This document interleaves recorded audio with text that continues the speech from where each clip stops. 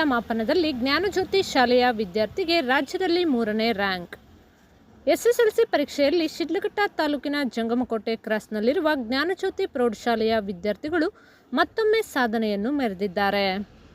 SSLC ಪರೀಕ್ಷೆಯ ಮರು ಮೌಲ್ಯಮಾಪನದಲ್ಲಿ ಜ್ಞಾನಜ್ಯೋತಿ ಶಾಲೆಯ ವಿದ್ಯಾರ್ಥಿ ಲೋಚನ್ ಗೌಡ ಟಿಎಂ ಅವರು 623 ಅಂಕಗಳನ್ನು ಪಡೆಯುವ ಮೂಲಕ ರಾಜ್ಯದಲ್ಲಿ 3ನೇ ರ್ಯಾಂಕ್ ಹಾಗೂ ಶಿಡ್ಲಘಟ್ಟ ತಾಲೂಕಿನಲ್ಲಿ ಪ್ರಥಮ ಸ್ಥಾನವನ್ನು ಪಡೆದು ಶಾಲೆ, ತಾಲೂಕು ಮತ್ತು ಪೋಷಕರಿಗೆ ಕೀರ್ತಿ ತಂದಿದ್ದಾರೆ.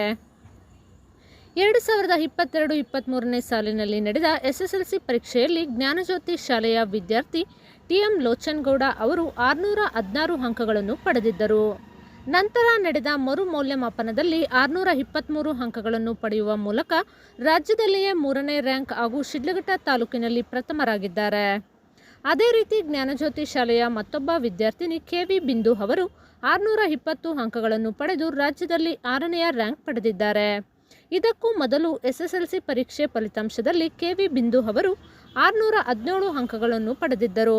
ನಂತರ ಮರು ಮೌಲ್ಯಮಾಪನಕ್ಕೆ ಅರ್ಜಿ ಸಲ್ಲಿಸಿ ಇದೀಗ 620 ಅಂಕಗಳನ್ನು ಪಡೆದು ಸಾಧನೆಯನ್ನು ಮೆರೆದಿದ್ದಾರೆ. ಒಟ್ಟಾರೆ ಮರು ಮೌಲ್ಯಮಾಪನದಲ್ಲಿ ಉತ್ತಮ ಫಲಿತಾಂಶವನ್ನು ಪಡೆದ ಎಲ್ಲ ವಿದ್ಯಾರ್ಥಿಗಳನ್ನು ಸಂಸ್ಥೆಯ ಅಧ್ಯಕ್ಷ ಕೆ ಗುಡಿಯಪ್ಪ, ಕಾರ್ಯದರ್ಶಿ ಬಿಎಂ ರಾಜೀವ್ ಹಾಗೂ ಪ್ರಾಂಶುಪಾಲರಾದ ಡಾಕ್ಟರ್ ಮನುಶ್ರೀ ಅಭಿನಂದನೆ ಸಲ್ಲಿಸಿದ್ದಾರೆ. ವಿದ್ಯಾರ್ಥಿಗಳ ಈ ಸಾಧನೆಗೆ ಸಹಕರಿಸಿದ ಶಿಕ್ಷಕರು ಮತ್ತು ಪೋಷಕರು ಸಹ ಕೃತಜ್ಞತೆ ಸಲ್ಲಿಸಿದ್ದಾರೆ. ನಮಸ್ಕಾರ, ನನ್ನ ಹೆಸರು ಮನುಶ್ರೀ, ಪ್ರಿನ್ಸಿಪಲ್, ಜ್ಞಾನಜ್ಯೋತಿ ಶಾಲೆ ಮತ್ತು PU ಕಾಲೇಜು. ಈ ವರ್ಷ ನಮ್ಮ ಶಾಲೆಗೆ SSLC ವಿಭಾಗದಲ್ಲಿ ಅತ್ಯುತ್ತಮ ಫಲಿತಾಂಶ ಬಂದಿರುತ್ತದೆ. ಪ್ರತಿ ವರ್ಷದಂತೆ ಈ ವರ್ಷವೂ ಸಹ ನಮ್ಮ ವಿದ್ಯಾರ್ಥಿಗಳು ರಾಜ್ಯ ಮಟ್ಟದಲ್ಲಿ ರ್ಯಾಂಕ್ಗಳನ್ನು ಪಡೆದಿರುತ್ತಾರೆ ಎಂದು ಹೇಳಲು ಹರ್ಷಿಸುತ್ತೇನೆ.